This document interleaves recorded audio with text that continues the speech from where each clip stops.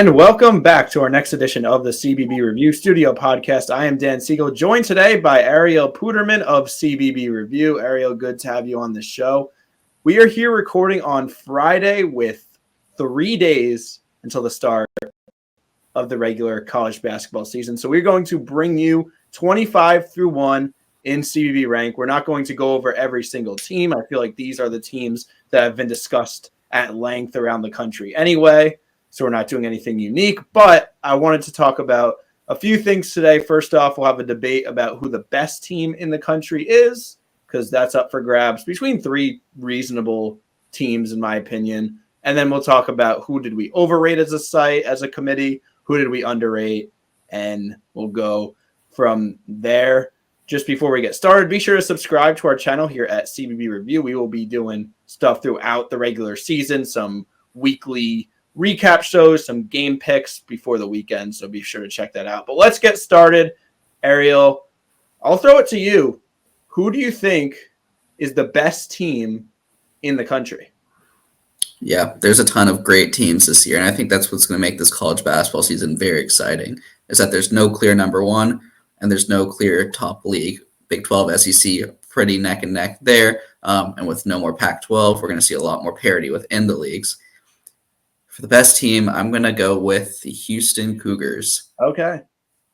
I think, one, they bring back pretty much everyone except for Jamal Shead. And I'm not saying Jamal Shead isn't a big loss because he was probably one of the best players in the country. I'd probably put him behind Edey and maybe one other player last year for best player. But when you bring back everyone else, including Cryer, who's an unbelievable shooter, you bring back Emmanuel Sharp, Jawan Roberts, and then you bring in Milos Uzan, who showed a lot of promise his freshman year at Oklahoma.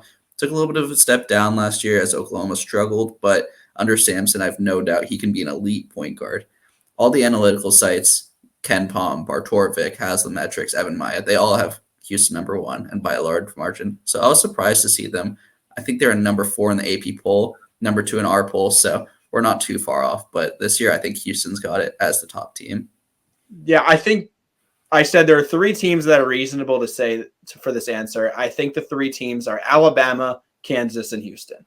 So I personally had them in that order: Alabama number 1, Kansas number 2, Houston number 3. I feel like we're kind of splitting hairs right there. It's really not a big difference, but I'll kind of explain my reasoning a little bit. So I think I didn't have Houston because something I struggle about with Houston, their offense, in my opinion, is not necessarily filled with shot creators, not necessarily elite enough to beat elite defenses. And maybe that doesn't show up in the regular season because they're probably going to win the Big 12, if not, Kansas. But that has kind of hurt them in the tournament, I feel like, a little bit. So there's that. For Kansas, I simply worry about their shooting. I think that's a problem that has kind of increased over the last couple of years. And really, we saw it with some of their losses last year at holding them back. Again, we're splitting hairs, but the reason I like Alabama the best, they have an established coaching staff that really maximizes Nate Oates, that is, his roster from like a strategic standpoint. I like Mark Sears for National Player of the Year. He got Grant Nelson back. And the big thing, Ariel, is that the last year, their problem was defense. They really could not protect the rim. But who do they go in the portal and get? That's Cliff Amoryi, who addresses that in a huge way. Probably one of the best defensive players in the entire country. And also having Amoryi at the 5, in my opinion, will really allow Grant Nelson to flourish even more at the 4 spot, both offensively and defensively. So with that much of an improvement, plus even they weren't a great defensive team last year, they were still like top 15 the entire year. I like Alabama as the best team in the country. I think maybe they don't earn the number 1 overall seed. Maybe that is Houston. But of these elite teams, I think there's the least downside with Alabama. Like I'm positive they're going to be top 5, top 7. Yeah, I'm a little worried about us not including UConn on that list. We don't want to give Danny Hurley more fire. Yeah. I mean, 3-2 would be pretty impossible, but we've seen crazier from this crazy man. And man. I mean, in terms of tournament, like, there's no way you could pick anybody else if you're going straight up against, even odds to win the whole thing, right? But Definitely. I'll flash our rankings right here on the bottom of the screen here because It's a little bit different. We had UConn actually at 4. That's where I had UConn as well. Just outside that tier, like you could pretty much rest assured they're going to be an elite team, but the roster looks a little bit less than the 3 I just mentioned. But you could see on the bottom. I guess I'll read it off really quickly before we talk about overrated versus underrated. So from 25 to 20 at CBB Rank, we had Kentucky, Xavier, St. John's, Rutgers, Florida. 20, Cincinnati, Texas, Arkansas, Indiana, Marquette. 15, Texas A&M, Purdue, Creighton, Tennessee, Arizona. And then our top 10, 10, Auburn, 9, Duke, 8, UNC, 7, Iowa State, 6, Baylor, 5, Gonzaga, 4, UConn, 3, Alabama, 2, Houston, and number 1, we had Kansas. Let's start with who did we overrate the most on these rankings. I'll throw it to you first again. Who do you think is maybe not the most overrated, but one team you think we overrated a little bit? Yeah, I think Baylor at 6 is a little bit high, but I'm going to go with Texas. I know a lot of the analytical rankings in the AP poll have them around 19. That's where we have them. I just don't see how they're a top 25 team. Their main guys can be Kaluma, who, as Kansas State's main guy last year, couldn't even take them to the tournament. I think Trey Johnson's incredible, and if he hits his ceiling, then I take back everything I said. But for the odds of a freshman being that good, that isn't a Cooper Flag type level player, it just probably not going to be enough. And then after that, I worry about the rest of the team. Shedrick's fine. He didn't really perform as well as I thought he would last year after a really good time at Virginia. And everyone else is just okay. So I just don't see how they're a top 25 team. Ronnie Terry doesn't really inspire me. And with the SEC being so competitive, especially at the top, I'm worried about them falling out of that top 25 and, being even a bubble team at the end of the year. Yeah, right. Like I had Texas on my list as well. They strike me as just last year, but they're worse at the guard spot. And the guards were all they really had. Because like Pope from Oregon State, Mark from Arkansas, Kaluma from Kansas State as like a wing, like front court guy. Like those, they're good, but they're not, I don't think they're elite players, right? They're not elite scorers, and that's really what you want out of them. I think the front court is so thin there too. And Shedrick is very foul prone. So if he's off the court with 2 fouls early, 3 fouls early, like what are you going to do then? There's not a lot of great bigs off the bench. And I totally agree on Baylor as well. I had them 11th. We have them at 6. That's a little high for me. I'm actually writing the profile on Baylor right now, and they'll probably be the best shooting team in the country. I think they'll, with the roster they have, they might lead the country in 3-point percentage. I would not be shocked. But I don't think they've done enough to address the defensive concerns. I think people don't realize how significant of a loss John Jacques is. He's off to take the head coaching job at Florida Atlantic. So Baylor, I also think, is overrated. You said that as well. What do you think about Purdue, though? We have them at 11th in CBB rank. I had them at 16, so I guess I would think they're overrated a little bit as well. I think the improvement that the guards of Purdue have made is some significant talking point. Like over the last 2 seasons, they're a lot better than what everyone saw in the Fairleigh Dickinson game. But they also lost Zach Edey, and that's like a transformational player. It's not like you're bringing in another like super talented piece in the portal to replace him. So I'm not sure I'd have Purdue just outside the top 10 because of that. Yeah, I agree. I think they're in the right spot, honestly. I still think they're the best team in the Big Ten for now. Big Ten's pretty average. There's no great teams, but there's not a lot of bad teams either. Yeah. Losing Edey is going to be a big problem, and I think people aren't ready to admit that. The front court's definitely going to lack. The backcourt, though, makes up for it. Braden Smith's incredible. He'll probably be the Big Ten Player of the Year. And then having Fletcher Loyer there as well. Plus Matt Painter, who's just an unbelievable X's and O's guys. I trust them. Of any Big Ten team, I trust them. And I know a Big Ten team is going to be a top 15 team. So I don't have too much of a problem with this, but I think their floor is a little bit lower than they've ever been, and their ceiling's way lower than we've seen in the last couple of years. Absolutely. Do you have another team that you particularly have as overrated? For me, it was just those 3, Baylor, Purdue, Texas, in terms of comparing my rankings. Everyone else was within like 3 or 4 spots of my rankings. But what do you think? Yeah, there wasn't too many that stood out for me. I think Rutgers, they're very freshman reliant. And like I said with freshmen, very boomer bust if those guys can compete. And against St. John's, they certainly looked the part in that exhibition game. But if they get hurt, if they struggle, then Rutgers can really fall into towards the bottom of that Big Ten, and that could be a big problem. We have them ranked 23, so it really just depends on how those freshmen do. Yeah, I mean, I don't mind sticking them towards the end of the top 25 just for upside reasons, but I definitely agree there's some risk there. What about teams that we underrated a little bit? So we have, I'll start with this segment. I think, honestly, we underrated Florida. I have them at number 16. CBB Rank has them at number 21. They just have so many guys that they could rotate into the front court, pretty much like the polar opposite of what I talked about with Texas.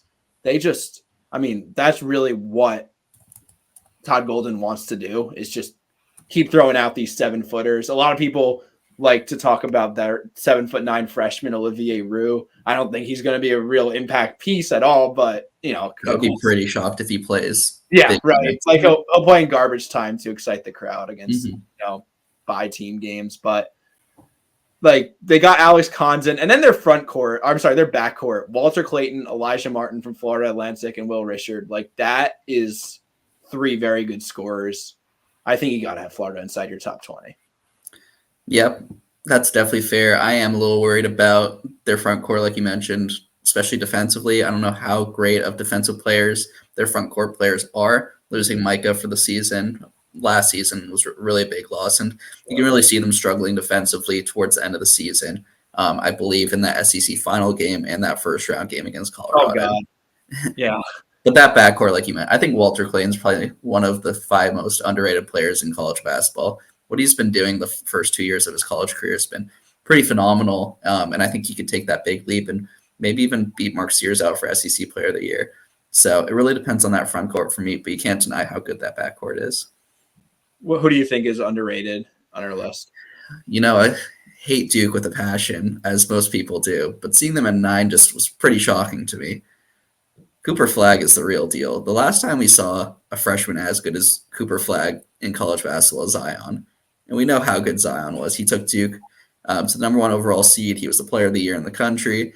I believe they lost in the Elite 8 to Michigan State, but that team was phenomenal.